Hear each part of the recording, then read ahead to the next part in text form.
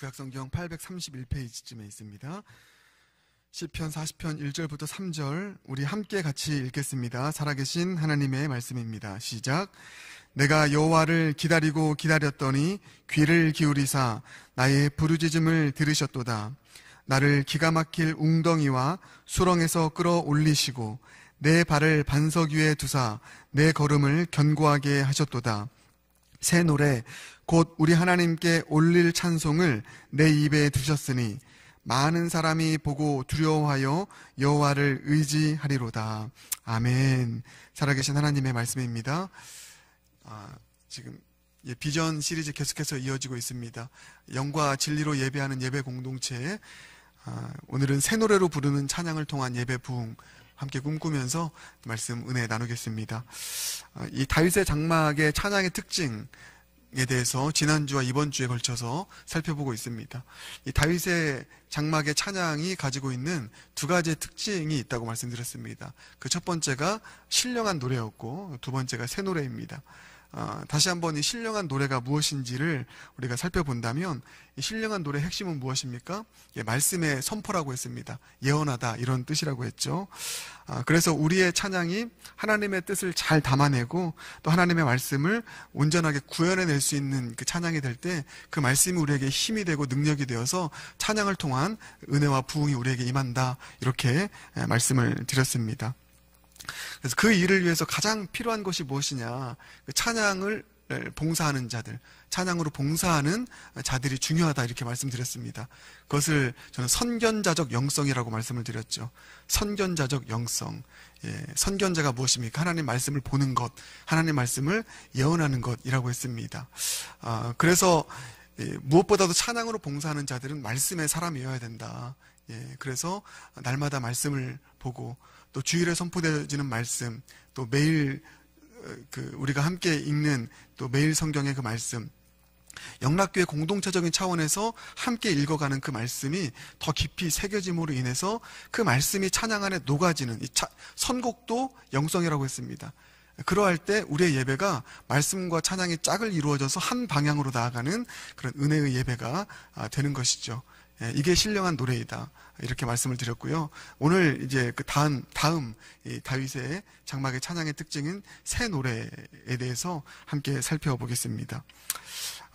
이 시편을 보면, 오늘 본문을 포함해서 시편을 보면 이 새 노래로 주님을 찬양한다, 이런 표현이 자주 나옵니다. 이 시편에만 한 6번이나 이 새 노래라고 하는 이 표현이 등장하고 있습니다. 다윗의 장막의 시대에 이 찬양이 새 노래였다, 이렇게 우리가 보게 되는 것이죠. 그리고 결정적으로 초대교회에서 부른 찬양 새 노래이고요. 그리고 그 궁극적으로 천상의 교회에서 부르는 찬양이 새 노래다, 이렇게 표현하고 있습니다. 그것을 요한계시록이 나타내 보여주고 있죠. 요한계시록 5장과 14장을 보면 천상의 교회에서 부르는 노래가 새 노래다, 이렇게 말씀하고 있습니다. 그래서 우리 영락교회의 찬양도 새 노래이길 소망하는데, 여러분, 새 노래가 정확히 무슨 의미일까요?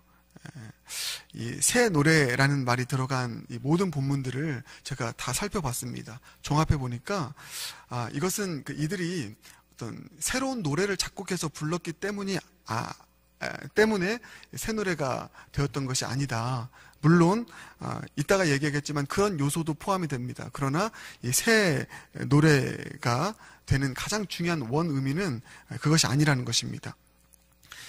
새 노래가 새 노래인 가장 중요한 원 의미는 이 주님이 이루신 구원을 찬양했기 때문에 새 노래인 것입니다. 이것이 모든 새 노래가 들어간 본문들을 종합해 보니까 이런 결론이 나오게 되는 것이죠. 즉, 하나님께서 이루신 이 구원에 초점을 맞추어서 그 구원을 찬양하는 것, 이것이 새 노래의 핵심이라는 것입니다.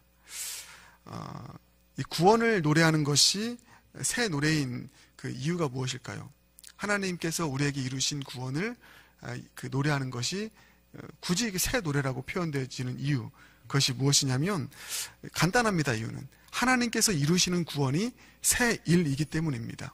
그래서 성경을 보면은 하나님께서 이제 이루시는 구원의 일에 대한 두 가지의 중요한 표현이 나옵니다. 하나는 큰 일이다. 하나님이 이루시는 구원은 큰 일이다 이렇게 표현하고 있고요. 또 하나가 하나님이 이루시는 구원이 새 일이다 이렇게 얘기하고 있습니다. 하나님께서 이루시는 구원이 새 일이기 때문에 우리가 그 구원을 노래하는 우리의 노래가 새 노래가 된다. 간단한 공식이죠. 그래서 그 이사야서 43장 19절을 보면 이런 말씀이 있습니다. 보라, 내가 새 일을 행하리니 이제 나타낼 것이라. 너희가 그것을 알지 못하겠느냐? 정령이 내가 광야의 길과 사막의 강을 내리니 이렇게 얘기하고 있습니다. 내가 새 일을 행하리니 여기서 말씀하고 있는 새 일이 주님께서 장차 이루실 주님의 구원의 일을 말씀하고 있는 것이죠. 사막에 길을 내시고 사막에 강을 내시고 광야에 길을 내시는 주님의 구원, 이것이 새 일이라고 말씀하고 있습니다. 그렇기 때문에 우리는 주님께서 이루시는 구원을 새 노래라고 얘기하는 것이고요. 또 하나 중요한 이유가 있습니다. 그 주님께서 이루시는 그 구원의 일이 과거에만 머물지 않고 오늘을 살아가는 나에게 새롭게 일어나는 일이기 때문에 우리가 부르는 구원이 새 노래가 되는 것입니다. 하나님의 말씀은 살아있죠. 또 그 구원을 이루시는 하나님은 살아계신 하나님이십니다. 그렇기 때문에 하나님께서 이루시는 이 구원은 과거에 머물지 않습니다. 오늘을 살아가는 우리에게 날마다 새롭게 펼쳐지는 구원의 일인 것이죠. 과거에만 머무는 화석화된 구원의 일이 아니라 오늘 새롭게 일어나는, 나에게 일어나는 구원의 일이기 때문에 하나님께서 이루시는 구원을 우리는 새 일이라고 말하는 것이고, 그러하기에 그 구원을 노래하는 우리의 노래는 새 노래가 되는 것입니다. 여러분, 이것이 보니까 세상 노래와 이 찬양의 결정적인 차이입니다. 세상 노래는 결국은 아무리 새로운 노래가 나와도 결국은 옛 노래가 되는 것이죠. 그래서 우리는 세상의 노래를 유행가라고 하지 않습니까? 다 지나간 노래. 그런데 찬양은 그렇지 않아요. 찬양은 새 노래입니다. 왜 그렇습니까? 하나님의 살아있는 말씀과 또 구원이 과거에 머물지 않고 오늘 여러분에게, 저에게 늘 새롭게 일어나는 새로운 은혜의 사건, 구원이기 때문에 우리가 부르는 찬양은 유행가가 아닌 것이죠. 지나간 노래가 아닌 것입니다. 새 노래가 되는 것입니다. 새로운 구원을 찬양하는 노래가 되는 것이죠. 그래서 여러분, 우리가 하나님께서 우리에게 허락하신 이 찬양을 부를 때 이 찬양의 가사가 하나님 말씀이잖아요. 또 구원의 일이잖아요. 그 하나님의 구원이 오늘 나에게 새롭게 펼쳐질 것을 기대하는 믿음을 가지고 그 찬양을 부를 때 이 노래는 새 노래가 되고, 그 새 노래가 우리 삶 가운데 실제가 되는 복음의 능력이 되는 것입니다. 이처럼 그 새 노래는 하나님이 이루시는 새 일을 구원하는 노래입니다. 그래서 오늘 본문을 보면은 이렇게 나와 있죠. 1절, 2절. 내가 여호와를 기다리고 기다렸더니 귀를 기울이사 나의 부르짖음을 들으셨도다. 나를 기가 막힐 웅덩과 수렁에서 끌어올리시고 내 발을 반석 위에 두사 내 걸음을 견고하게 하셨도다. 이게 지금 이 다윗의 고백입니다. 다윗의 오늘의 삶 가운데 이루어졌던 하나님의 구원을 노래하는 거예요. 감격 속에서 웅덩이에서 나를 꺼내주신 하나님의 구원, 그 구원이 바로 새 노래가 된 것입니다. 그래서 이 새 노래를 부르자. 옛적에 하나님께서 출애굽의 백성들에게 이루셨던 그 구원이 나에게도 임하였구나, 하나님은 살아계시구나, 그 약속은 살아있구나 해서 새 노래를 부른 것입니다. 구원을 노래한 것이죠. 그리고 시편 98편 1절도 마찬가지입니다. 이렇게 나와 있죠. 새 노래로 여호와께 찬송하라. 그는 기이한 일을 행하사, 이게 뭡니까? 구원입니다. 그의 오른손과 거룩한 팔로 자기를 위하여 구원을 베푸셨음이로다. 하나님께서 이루신 그 구원이 새 노래가 된 것입니다. 구원을 노래한 거죠. 그리고 천상의 교회에서 부르는 노래도 마찬가지입니다. 이 주님이 이루신 구원을 노래합니다. 그 구원에 초점을 맞추고 있습니다. 계시록 5장 9절을 보면 이렇게 나와 있죠. 그들이 새 노래를 불러 이르되 두루마리를 가지시고 그 인봉을 떼기에 합당하시도다. 일찍이 죽임을 당하사 각 족속과 방언과 백성과 나라 가운데서 사람들을 피로 사서 하나님께 드리시고. 그 천상에 있는 그들이 새 노래를 부르는데 어떤 내용입니까? 사람들을 피로 사서 하나님께 드리신 어린 양의 보혈, 그 구원을 찬양한 것입니다. 그러니까 그 구원에 초점을 맞추고 있는 것을 보게 되죠. 또 요한계시록 14장 3절도 마찬가지입니다. 그들이 보좌 앞에 내 생물과 장로들 앞에서 새 노래를 부르니 그 새 노래가 무엇입니까? 땅에서 속량함을 받은 14만 4천 밖에는 능히 이 노래를 배울 자가 없더라. 예, 여기 나오는 새 노래, 새 노래를 부르는 자가 누구라고요?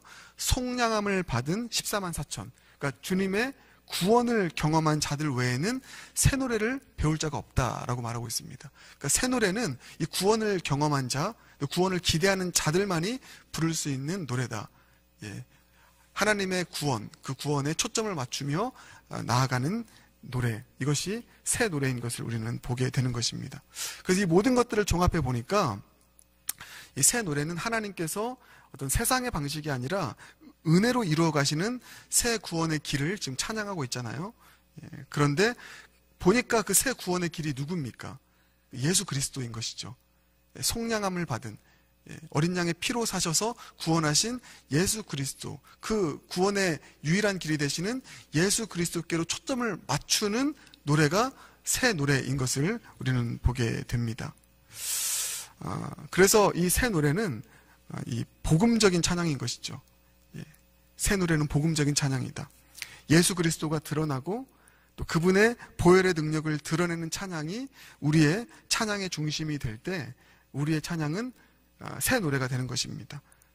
다윗의 장막의 그 새 노래가 우리를 통해서도 불려지게 되는 것이죠. 그래서 그 새 노래를 통해서 우리는 복음의 능력을 경험하게 되고 구원을 경험하게 되는 것입니다. 이게 이제 새 노래인 것이죠. 그래서 종합해 보면은 신령한 노래와 새 노래는 성경적일 뿐만 아니라 복음적인 찬양이다. 그 성경적이고 복음적인 찬양이 우리를 통해서 드려질 때 그 찬양을 통한 은혜와 능력이 우리 가운데 경험되어진다. 우리 영락교회의 찬양이 이런 신령한 노래와 새 노래로 드려지는 찬양이 될 수 있도록 하는 것. 찬양을 통해서도 오직 예수 그리스도의 구원이, 그 보혈의 능력이 드러나도록 초점을 맞추고 우리가 높이는 일을 할 때 여러분 찬양을 통한 그 구원의 역사가 새 일로 우리의 예배를 통해서 펼쳐지게 될 줄 믿습니다. 더 나아가서 새 노래의 가장 중요한 게 바로 이 복음이고 예수 그리스도의 복음을 노래하는 것이고요. 더 나아가서 새 노래는 문자 그대로 새 노래입니다. 새롭게 불려지는 노래예요.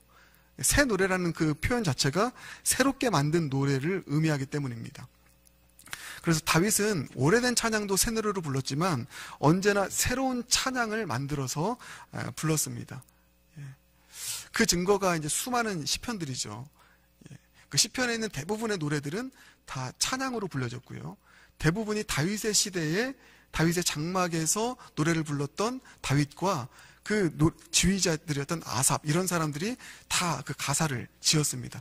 다 새 노래를 지어 불렀던 것이죠. 왜냐하면은 그들에게는 정말 날마다 부어주신 하나님의 구원의 은혜가 새로웠기 때문입니다. 그래서 새로운 가사에, 새로운 내용에 하나님의 구원을 담아서 또 새로운 멜로디를 불렀던 그 증거가 시편의 150편의 이야기들인 것이죠. 그러니까 얼마나 그들이 불렀던 찬양이 풍성하고 입체적인 하나님의 구원을 노래하는 찬양이었는지를 우리는 시편을 통해서 보게 됩니다. 언제나 새롭게 부어주시는 은혜를 새로운 가사와 멜로디를 통해서 또 새로운 악기를 통해서 찬양했다. 이것이 다윗의 장막 시대의 새 노래의 특징이었다는 것입니다. 이와 같은 차원의 새 노래가 우리에게도 필요한 것입니다. 이것이 우리 교회 가운데서도 적용이 되길 소망하는 것이죠. 왜냐하면 제가 이 두 가지 이유를, 좀 실제적인 이유를 발견하게 되거든요. 먼저는 이 새롭게 만들어지는 이 새 노래의 찬양곡이 우리의 찬양의 스펙트럼을 넓혀주는 그런 역할을 합니다. 더욱더 입체적이고도 풍성하게 찬양의 은혜를 누릴 수 있도록 하기 때문이라는 것이죠. 저는 기본적으로 오래된 찬양인 이 찬송가를 참 좋아합니다. 그게 성경적이고 복음적인 내용을 가지고 있기 때문입니다. 그래서 그 찬송을 통해서도 은혜를 받고 복음의 은혜를 누리기도 하지만 이 새로 나온 찬양들을 또 늘 접하고 또 부르면서 그 안에서 오게 되는 그 은혜들을 입체적으로도 누리게 되는 것이죠. 풍성하게 누리게 됩니다. 새롭게 나오는 새로운 그 멜로디로 불려지고 새로운 또 가사로 불려지는 찬양을 통해서 오게 되는 그 은혜가 얼마나 큰지를 경험하게 되는 것이죠. 또한 이 새 찬양이 중요한 것은 신앙의 세대 계승의 어떤 다리 역할을 하기 때문이라는 것입니다. 이것은 정말 실제적인 이유이죠. 찬양이 어떤 시대의 옷을 입고 또 문화의 옷을 입을 때 다음 세대가 또 젊은 세대가 그 찬양에 반응하게 됩니다.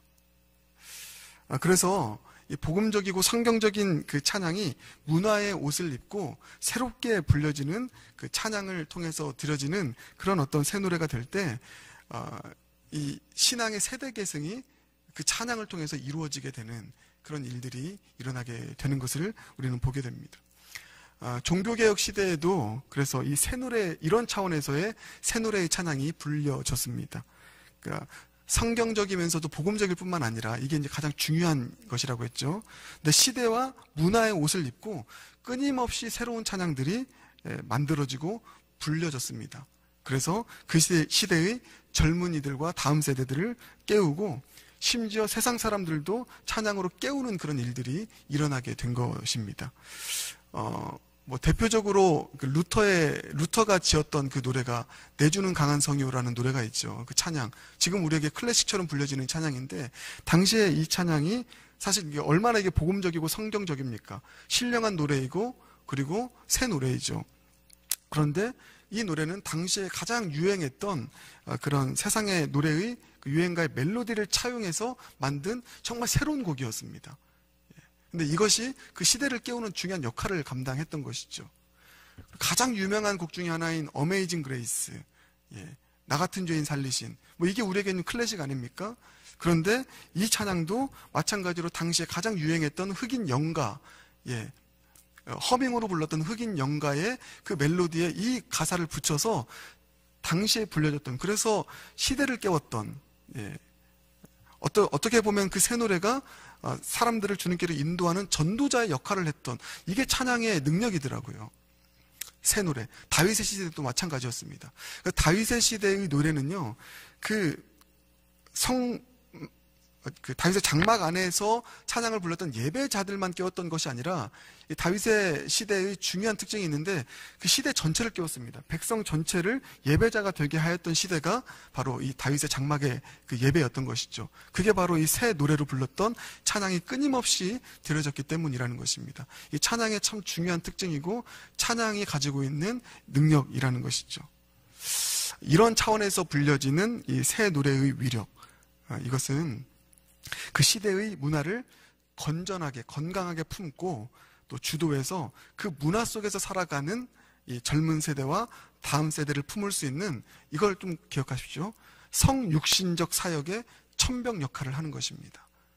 성육신적 사역의 천병 역할. 그래서 우리에게도 이 새 노래가, 이런 차원에서 불려지는 새 노래가 필요한 것이죠. 우리 교회의 새 노래가 여기까지 가길 소망합니다. 새 노래의 두 가지 중요한 특징을 말씀드렸습니다. 예수 그리스도의 그 구원과 보혈에 초점을 맞추는 복음적인 노래일 뿐만 아니라 시대의 옷을 입고 새로운 세대를 품을 수 있는 이 성육신적인 사명까지 감당할 수 있는 그런 차원에서의 새 노래. 이건 사실 여러분 어느 교회를 가든지 이게 참 부딪히는 부분입니다. 새롭게 우리가 불려지는 찬양에 대한 거부감이 있기 때문에 찬양을 통해서 이 세대가 함께 주님께 예배드리는 그 길이 막히게 되는 참 안타까운 일이 일어나는 것이죠. 그러니까 어느 교회나 이 도전이 늘 있습니다. 근데 다시 한번 말씀드리지만 우리가 성육신적인 사명을 찬양을 통해서 감당했으면 좋겠다. 저는 정말 소망하는 것이, 사실 우리가 지금 KM 예배와 다음 세대 예배와 또 뭡니까? EM 예배가 따로 드려지고 있잖아요. 어쩔 수 없는 현상이지만 할 수만 있으면 같이 함께 많이 드리는, 그래야 이게 함께 예배 드리고 같은 예배 영성 안에서 그 어떤 신앙의 세대 계승이 이어지지 않습니까? 근데 그 일을 위해서 정말 중요한 것 중에 하나가, 메시지도 중요하지만 찬양이더라고요. 찬양이 이 성육신적인 사명을 감당하는 다윗의 시대에 불려졌던 새롭게 들려지는 찬양이 들려지지 않을 때 오는 그 예배의 단절, 세대 간의 단절 현상. 그러니까 이것이 우리에게는 과제인 것입니다. 새롭게 불려지는 찬양이 누군가에게는 힘든 일이 될 수 있어요. 실질적인 일입니다. 그러나 여러분, 이것을 우리가 어떤 전도적 사명, 성육신적 사명으로 승화해서 계속해서 다음 세대도 품을 수 있는, 세상도 품을 수 있는 그런 차원에서의 이 성육신적 사명이 우리의 찬양 사역을 통해서 들어질 수 있도록 한번 우리가 그 좀 목표를 가지고 이 영락교회의 예배 사역, 찬양 사역을 좀 우리가 그렇게 함께 만들어가고 헌신해 가 보지 않겠습니까? 이런 마음의 소망을 가지고 우리 함께 그렇게 이 새 노래가 진정으로 불려질 수 있는 영락교회가 될 수 있도록 기도하며 나아가는 저와 여러분 모두가 되길 바라겠습니다. 말씀의 결론을 맺을게요. 우리 교회의 찬양은 선견자적 영성으로 부르는 찬양이 되길 원합니다. 선견자적 영성으로 부르는 찬양, 하나님의 말씀을 선포하는 성경적인 찬양인 것이고요. 또한 우리 교회의 찬양은 새 노래로 부르는 찬양이 되길 바랍니다. 그래서 예수 그리스도의 보혈, 그래서 다시 한번 선곡도 영성입니다. 선곡도 영성이다. 그래서 이 선곡이 정말 그 복음적인 또 보혈을 찬양하는 찬양으로 잘 선곡되어져서 불려질 수 있도록 할 뿐만 아니라 성육신적인 사명을 감당하는 새 노래의 찬양 사역이 우리 영락교회의 찬양 사역이 될 수 있도록, 이를 위해서 우리가 또 함께 또 헌신할 것은 헌신하고 또 배려할 것은 배려하고 함께 새 노래가 또 끊임없이 들려질 수 있는 그런 우리 영락교회 찬양이 될 수 있도록 함께 기도하며 나아갈 수 있는 오늘 시간 되길 바라겠습니다.